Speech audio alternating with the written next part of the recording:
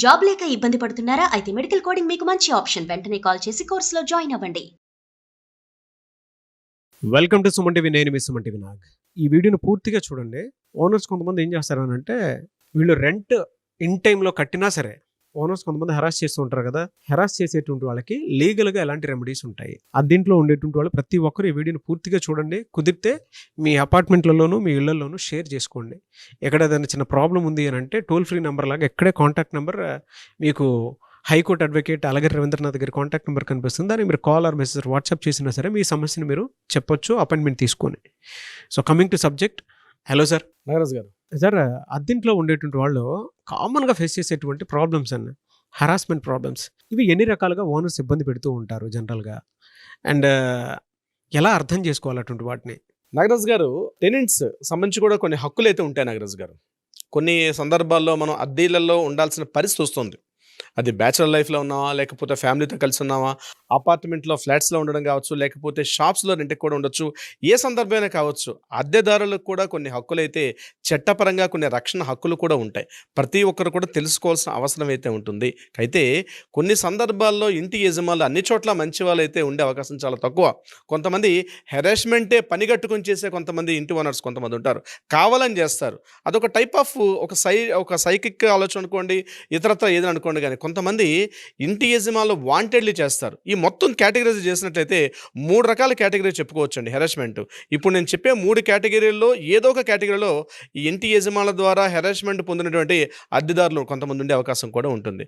3 రకాల కేటగిరీల్లో ఫస్ట్గా చెప్పుకోవాల్సింది మానసికంగా హెరాస్మెంట్ చేయడం. మెంటల్ హెరాస్మెంట్ అనేది ఇది ఫస్ట్ స్టేజ్లో ఉంటుంది. ఇది బయటికి కనిపించదండి. చెప్పులోని రాయి చెవులోని జోరీగా కంటిలోను నలుసు ఇంటిలోను పోరు అంటారు చూసారా. ఆ ఇంటిలోను పోరు అన్నది బయటికి కనబడదు నాగరాజు గారు. ఇంటి ఓనరు పైనే ఉంటాడు, కిందన అంటే 2 ఫ్లోర్స్ అనుకోండి, ఇండిపెండెంట్ హౌసెస్ నేను చెప్తున్నాను. పైన సెకండ్ ఫ్లోర్లో ఉంటాడు, ఫస్ట్ ఫ్లోర్ రెంట్కి ఇస్తాడు. ఇక వాళ్ళ బాధలు వర్ణాతీతం అండి. ఏ రకంగా ఇబ్బంది పెడతారంటే, ఒకటే స్టేర్ కేస్ ఉంటుంది, ఒకటే లిఫ్ట్ ఉంటుంది.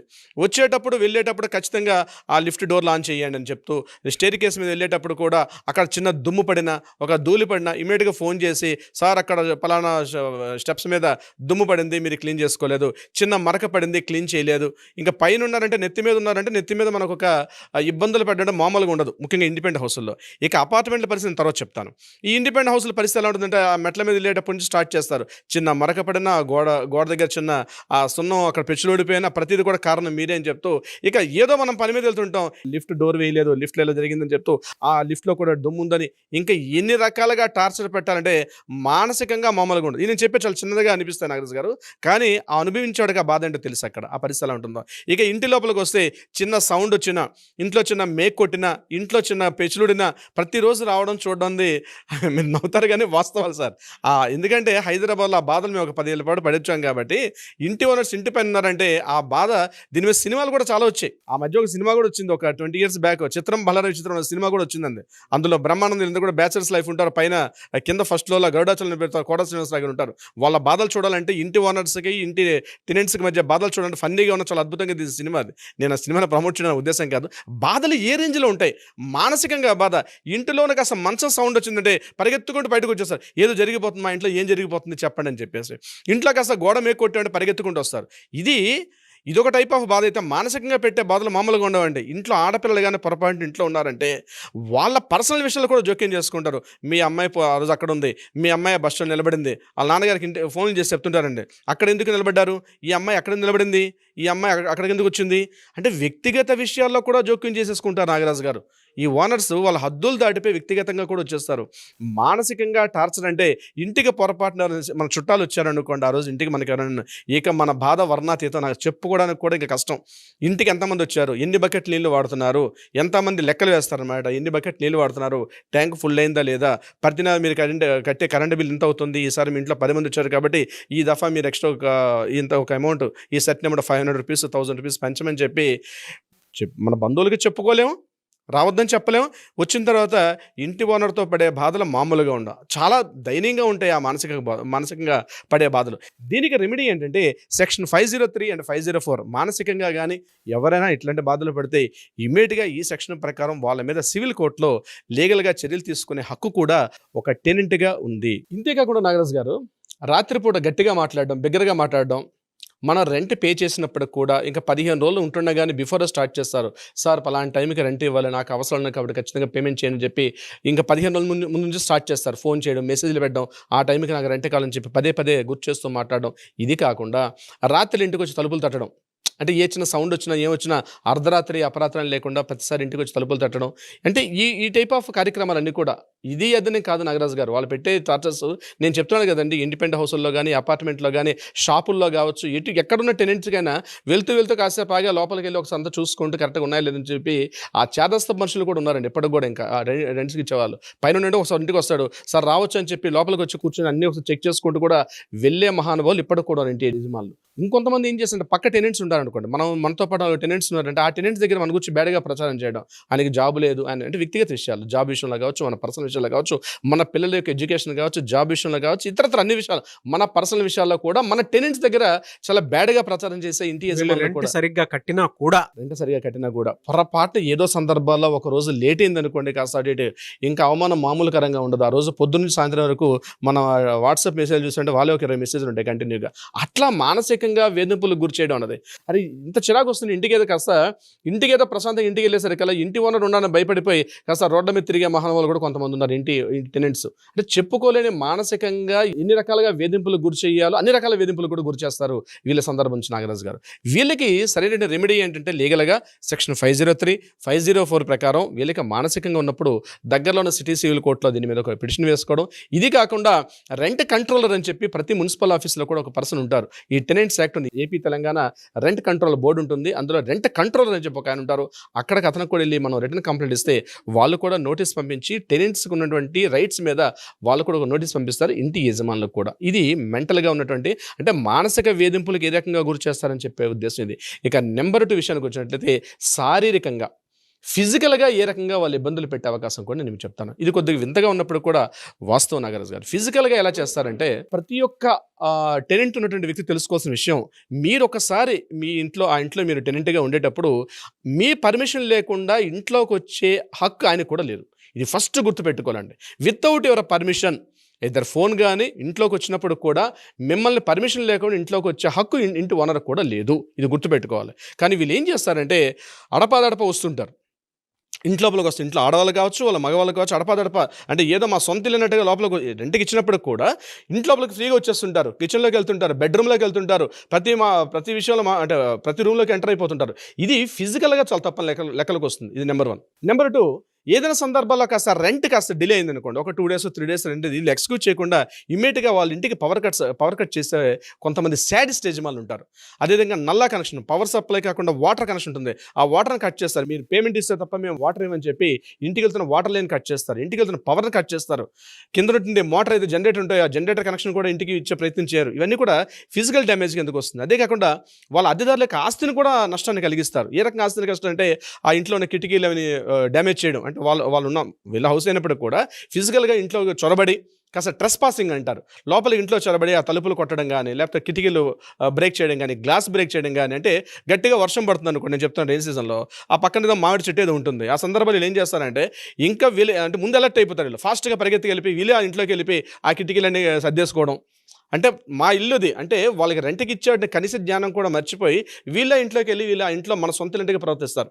ఒక్కోసారి ఆ ఇంట్లో కాస్త మాట పెరిగింది అనుకోండి, ఫిజికల్ డ్యామేజ్ చేస్తారు. వాళ్ళ ఇంట్లో ఉన్నటువంటి టెనెంట్స్ యొక్క ప్రాపర్టీస్, టీపై కావచ్చు, చైర్స్ కావచ్చు, ఇంట్లో టీవీ కావచ్చు, అంటే కాస్త మాట గట్టిగా వచ్చిన సందర్భాల్లో వాళ్ళ ఫిజికల్ అంటే వాళ్ళు ఉన్నటువంటి ఐటమ్స్ని కూడా వాళ్ళు డ్యామేజ్ చేసే స్థాయికి వెళ్తారు. ఇది కాకుండా ఇంకా కాస్త పరిణితి పెరిగింది అనుకోండి, కొట్టుకోవడాలు, తిట్టుకోవడాల స్థాయి కూడా మనం చాలా సందర్భాల్లో చూస్తాం. కొన్ని సందర్భాల్లో ఇది సత్యం నేను చెప్తున్నాను, వాస్తవాలు కూడా ఇంట్లో ఫాల్ సీలింగ్ దగ్గర కూడా కొన్ని చోట్ల కొన్ని ప్రైవేట్ ప్లేసుల్లో కూడా హిడెన్ కెమెరాస్ పెట్టడం కూడా. ఇది రీసెంట్గా మనకి గుజరాత్ జామ్నగర్లో ఒక కేసు కూడా బయటపడింది. జామ్నగర్లో జరిగిన సంఘటన కూడా అదే. అంటే హిడెన్ కెమెరాస్ పెట్టి వాళ్ళ యొక్క ప్రైవేట్ రూమ్స్లోకి వెళ్ళి తొంగి చూడడం అన్నది.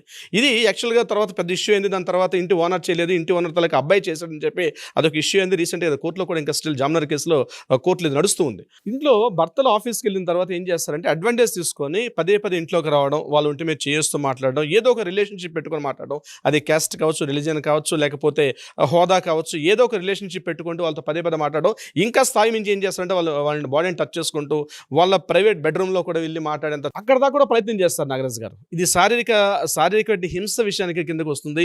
ఇది సెక్షన్ 441 ట్రెస్పాసింగ్, అంటే అనుమతి లేకుండా ఒక ఇంట్లోకి ప్రవేశించడం. అది మీరు అద్దెంట్లో ఉన్నప్పుడు కూడా మీరు సెక్షన్ 441 ప్రకారం ట్రెస్పాసింగ్ ఎందుకు వస్తుంది. అదేవిధంగా 427 ఇది ఆస్తి నష్టం. BNS 231 ప్రకారం అయితే అక్రమంగా ప్రవేశించడం, మీ యొక్క అనుమతి లేకుండా మీ యొక్క ప్రైవేట్ ఇంట్లోకి, అంటే మీ ఇంట్లోకి అనుమతి లేకుండా ప్రవేశించడం BNS 231 కిందకు వస్తుంది. ఇవన్నీ కూడా శారీరకంగా చేసినటువంటి ఒక డ్యామేజెస్ కావచ్చు, హింస కావచ్చు, ఒక ఓనర్స్ చేస్తారు దీన్ని అడ్వాంటేజ్ తీసుకొని. సో ఇక్కడ థర్డ్ పాయింట్ నాగరాజ్ గారు, అడ్డంగా ఒప్పందం లేకుండా ఖాళీ చేయమని చెప్పడం. ఇది ఏ సందర్భాలు వస్తుందంటే చాలా ఓనర్స్, 95% ఓనర్స్, ఈ వర్డ్ చెప్పడానికి కూడా నేను సాధిస్తున్నాను, వీళ్ళు ఏం చేస్తారంటే ట్రాన్సాక్షన్స్ అంతా కూడా క్యాష్ పార్ట్లు ఇవ్వమని చెప్పి మాట్లాడతారు. వీళ్ళందరూ కూడా రెంట్కి ఇస్తారు. సార్ ఈ రెంట్ కూడా మీరు ఎక్కడ కూడా మీరు ఆన్లైన్లో కానీ, ఫోన్పేలు కానీ, గూగుల్ పే కానీ ఎటువంటి ఒక వైట్ ట్రాన్సాక్షన్ కాకుండా మాకు క్యాష్ ఇవ్వాలి అని చెప్తారు. ఈవెన్ అడ్వాన్స్ తీసుకున్నప్పుడు కూడా వాళ్ళు అడ్వాన్స్ అమౌంట్ కూడా మీరు క్యాష్లోనే తీసుకుంటారు. ఎవ్రీ మంత్ రెంటల్ అమౌంట్ ఏదైతే పే చేస్తే అది కూడా క్యాష్లో తీసుకుంటారు. ఇక్కడ చాలా ఇబ్బందులు గురవుతారు టెనెంట్స్. ఏ రకంగా గురవుతారు నేను చెప్తాను. వీళ్ళు ఏం చేస్తారంటే ఒక అగ్రిమెంట్ ఉండదు, పేమెంట్ చేస్తుంటే ఒక లింక్ ఎప్పుడైతే లేకపోతే ఇమీడియట్గా ఏం చేస్తారంటే 2 months రెంట్ పే చేస్తారు. ఏ రకంగా, ఫర్ ఎగ్జాంపుల్ ఒక 15,000 రెంట్ పే చేస్తున్నారు. సడన్గా ఏమంటారు 2 months తర్వాత వేరే వాళ్ళు నాకు ఆల్రెడీ 20,000 రెంట్ వస్తుంది, మీరు ఆ అమౌంట్ ఒక 18,000 రూపీస్ పెంచుతారా లేకపోతే నేను వాళ్ళకి ఇమ్మంటారా అని చెప్తే ఆయన ఫోర్స్ చేస్తాడు. ఈ రకంగా కూడా ఎకనామిక్ థ్రెట్స్ అనమాట. అంటే మీరు ఏం చేస్తారంటే నా ఇంట్లో ఉన్నాను చెప్పి మీరంతా ప్రిపేర్ అయ్యి ఉంటే, అదే మీరు కానీ ఆన్లైన్లో పేమెంట్ కానీ ఒక వైట్ ట్రాన్సాక్షన్ మీరు చూపించినట్లయితే, ఒక అగ్రిమెంట్ మీ మధ్య బాండ్ ఉన్నట్లయితే మీరు ఎట్టి పరిస్థితుల్లో కూడా ఆయన వైట్ చేసే అవకాశం చాలా తక్కువ ఉంటుంది. కానీ ఎప్పుడైతే క్యాష్ ట్రాన్సాక్షన్స్ అని మీరు ఎప్పుడైతే ఎంటర్టైన్ చేశారో ఇమీడియట్గా ఆయన ఏం చేస్తారంటే ఎకనామిక్ థ్రెట్స్ అనే కాన్సెప్ట్లో ఏం చేస్తారంటే ఇమీడియట్గా నాకు అర్జెంట్గా చేసేయండి సార్ అంటే దానికి టైం లిమిట్ ఉండదు. సడన్గా 2 monthsకి, ఎవ్రీ మంత్ 3 monthsకి, 4 monthsకి ఒకసారి కూడా రెంట్స్ పెంచుకుంటూ వెళ్ళిపోతారు. చాలా చోట్ల చాలామంది ఇబ్బందులు పడే సందర్భాలు కూడా మాకు చాలా కేసులు కూడా వస్తుంది. సందర్భించి నాగరాజు గారు అడిగితే ఏంటంటే లేదంటే వైట్ అమౌంట్ అడుగుతున్నాడు ఆయన, క్యాష్ బ్లాక్ అమౌంట్ అడుగుతున్నాడు, క్యాష్ అడుగుతున్నాడండి, అందుకే నేను మీకు క్యాష్ ఇస్తున్నానని చెప్పాడు. ఇక్కడ చాలా ఇబ్బందులు గుర్తుపెట్టుకోండి. ఎట్టి పరిస్థితుల్లో కూడా క్యాష్ ట్రాన్సాక్షన్స్ అంది ఎంటర్టైన్ చేయకండి. మీరు ఒక రిసిప్ట్ తీసుకుని ఒకవేళ క్యాష్ ట్రాన్సాక్షన్ అడిగి అనుకోండి, ఒక 50% క్యాష్ ఇవ్వండి, 50% వైట్ ఇవ్వండి, బట్ ఏదైనా ఒక రిసిప్ట్ తీసుకునే అవకాశం ఉంటే ప్రయత్నం చేయండి. లేకపోతే ఇబ్బందులు గురేది టెనెంట్స్ చాలా ఇబ్బందులు గురవుతారు. ఇది ఒక రకంగా. నెంబర్ 2 ఏంటంటే ఒక అగ్రిమెంట్ ఉంటుంది వీళ్ళకి వాళ్ళకి మధ్య. ఈయన ఏం చేస్తాడు, ఈ ప్రాపర్టీ వేరే వాళ్ళకి అమ్మేస్తాడు. తనకు ఉన్నటువంటి ప్రాపర్టీ రెంటల్ అగ్రిమెంట్ ఉంటుంది. ఆల్రెడీ రెంటల్ అగ్రిమెంట్ ఒక 3 months 4 months అవగానే ఈ ఓనర్ ఏం చేస్తుంటే ప్రాపర్టీ వేరే వాళ్ళకి అమ్మేసుకుంటాడు. వేరే వాళ్ళకి ప్రాపర్టీ అమ్మేసినప్పుడు అతను వచ్చేసి ఇమీడియట్గా వేకెంట్ చేస్తారా చేయరా, నేను వేరే వాళ్ళకి ప్రాపర్టీ అమ్మేస్తాను కాబట్టి నువ్వు వేకెంట్ ఖాళీ చేసి వెళ్ళిపో, వాళ్ళు ఎక్కువ రెంట్ అడుగుతున్నా అంటారు. అగ్రిమెంట్లో ఉన్నారు, ఓనర్ తన ప్రాపర్టీ వేరే వాళ్ళకి అమ్మేశాడు.